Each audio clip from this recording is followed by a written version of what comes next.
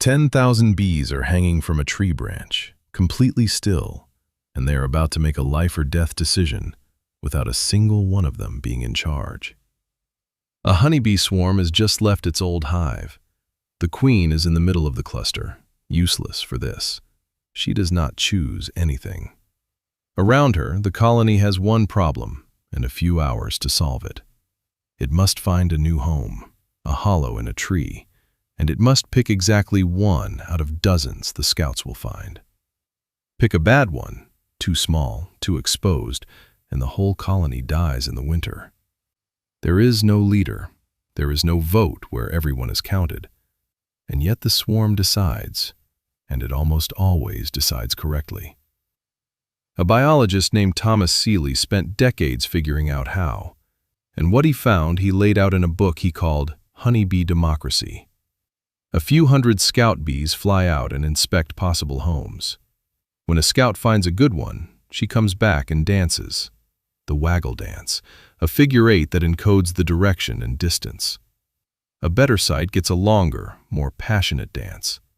Other scouts go check it for themselves, and if they agree, they come back and dance too. Good sites recruit, bad sites fade. But here is the part that matters. The swarm does not wait for a majority. Each scout at a candidate site is counting her neighbors, and the moment she senses that a threshold has been reached, roughly 15 bees at the same hole, she stops debating and triggers the launch. A quorum, not a vote. And to break a tie, scouts dancing for a rival site get head-butted, a tiny signal that means stop, silencing the competition until one site crosses the line first. For hours, the cluster hangs there looking like nothing is happening. And then, in seconds, 10,000 bees lift off as one and fly straight to a home that most of them never saw. So here is the question this episode answers. What if every collapse you have ever lived through, a government, a market, an order that seemed permanent right up until it wasn't, works exactly like that branch, stable, quiet, unanimous-looking, for years. And underneath, a hidden count is climbing toward a line. What if nothing collapses slowly? What if it only ever looks sudden because the only thing that is sudden is the moment the quorum is reached? There are 3 collapses in this story, 20 centuries apart. Every one of them looked like it happened overnight. Not one of them did. I am going to show you all 3, and then I am going to take you back to the bees. Rome, the year 69. For 100 years, one rule has held the empire together. There is one emperor, he lives in Rome, and the gods chose him. It is so solid that no one alive remembers it being otherwise. And then, in a single year, Rome has 4 emperors and discovers a secret the historian Tacitus says was never supposed to get out. It begins quietly. The Emperor Nero loses the confidence of the legions. In Spain, the soldiers around an old governor named Galba do something small and unthinkable. They hail him as emperor. Out in the provinces, far from Rome, with no senate, no ceremony, just armed men deciding. And the moment they do, the count begins. Because the Praetorian Guard in Rome, watching, makes its own calculation and abandons Nero. Nero dies. Galba takes the throne. But now the line has been crossed once, and crossing it once is the whole game. The Praetorians, unpaid and unimpressed, kill Galba and raise up Otho.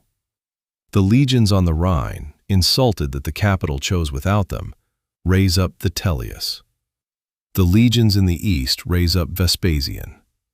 Each one is made emperor by the same mechanism the bees use. Not a vote of the whole empire, but a quorum of soldiers at one site, declaring first and loudest, until the others have no choice but to follow or die. Here is the mechanism. Tacitus names the secret out loud, that an emperor could be made somewhere other than Rome. The actor is a legion. The lever is acclamation, a few thousand men deciding before anyone else. The result is that the thing everyone believed was sacred and fixed turned out to be a number, and the number had just been shown it could be reached. The empire did not slowly weaken into civil war. It was stable until the Quorum, and then it had 4 emperors in 12 months. Sound familiar? It should. But Rome is ancient, and you could tell yourself people were different then, more violent, more credulous. So let me show you the same launch happen across an entire continent of modern nations, in a matter of weeks, for reasons no one saw stacking up. Europe, 1848. The continent has spent 30 years being deliberately, expensively stable. After Napoleon, the great powers built an order designed to make sure no revolution ever spread again. Censors, secret police, careful balance. The man who designed it, the Austrian minister Metternich, is the most powerful diplomat in Europe, and his system has held for a generation. To everyone living inside it, it is simply how the world is. Then, in February, there is a revolution in Paris. The French king falls. On its own, that is a French problem. But it is also a signal. And across Europe, millions of people who privately wanted change but assumed they were alone suddenly see proof that they are not. The count begins. Within weeks, it cascades. Vienna, the German states, Hungary, Italy. City after city, the same launch, faster than any newspaper can explain it. And in March, in the capital of the order itself, the crowds reach Vienna, and Metternich, the architect of 30 years of stability, resigns and flees the country in disguise. The man who built the system to stop exactly this watched it run anyway, in a continent that had looked, the year before, completely settled. Here is the mechanism, and notice what it is not. It is not that 1848 had more suffering than 1847. It didn't. The lever was visibility. Each uprising lowered the threshold for the next, because every person deciding whether to rise was not weighing their own misery. They were counting how many others had already gone. Stability had not been agreement. It had been everyone privately waiting to see what everyone else would do. And the instant Paris showed them, the count crossed the line in a dozen capitals at once.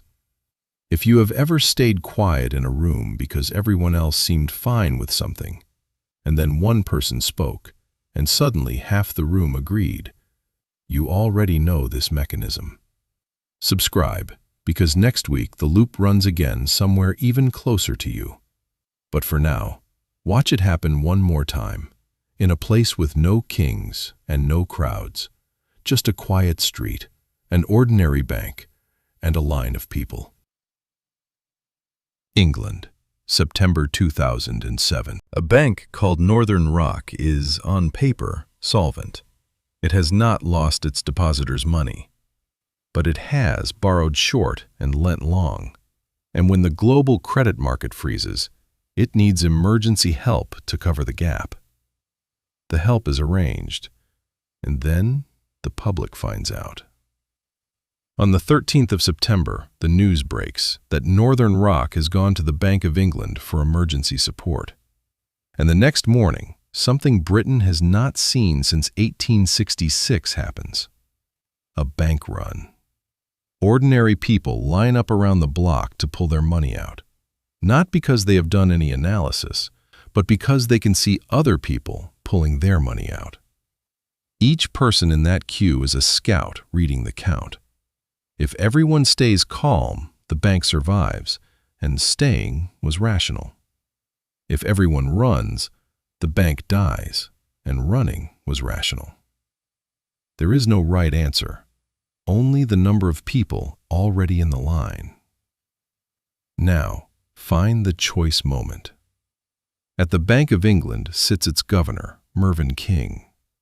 For weeks he has taken a hard public line. Rescuing reckless banks teaches the system to be reckless again. The problem of moral hazard. It is an intellectually correct position, and it means that when the danger is still small and quiet, the early, decisive intervention that might have kept the count from ever starting does not come. The actor is a central banker. The lever is the timing of a guarantee. The result is that the hesitation, however principled, let the visible panic begin. And once a queue forms, a queue is its own argument. The run only stopped on the 17th, when the government did the thing it had resisted and guaranteed every deposit. By then, the lesson was already public. Stability is a confidence that holds only until enough people stop holding it. A Roman legion, a continent of crowds, a line of savers outside a branch. Each one looked like a sudden break. Each one was a slow count nobody was watching, crossing a line everybody felt. Go back to the branch, back to the 10,000 bees hanging in total stillness, looking like a colony that has not decided anything, while inside the cluster, a count climbs toward 15. Here is the mechanism, named plainly. You do not decide based on the facts in front of you. You decide based on how many others have already decided. A swarm, a senate, a continent, a bank. None of them runs on the merits. They run on a quorum. And the defining property of a quorum is that the system gives you almost no warning, because the thing accumulating is invisible. The bees on the branch are not idle. They are counting. The empire under Nero was not calm. It was waiting. The depositors the night before the run were not confident. They were each watching the others. Stability is not the absence of pressure. Stability is a count that has not yet reached the line. And here is the part that should disturb you. The stillness is not a lie, and the suddenness is not a mystery. The same headbutt the bees use to silence a rival dance, stop, not now, is running in every stable order on earth. The censor, the social pressure, the quiet word that keeps you from being the first to move. That suppression is exactly what holds the false calm in place, and it works, right up until the count crosses anyway, and every silenced signal fires at once. Nothing was happening. Everything was happening. They were the same thing the entire time. So here is the verdict, and I will say it without hedging. Nothing important ever collapses slowly. It cannot, because it was never being held up by its own strength. It was being held up by a count, by everyone privately waiting to see what everyone else would do.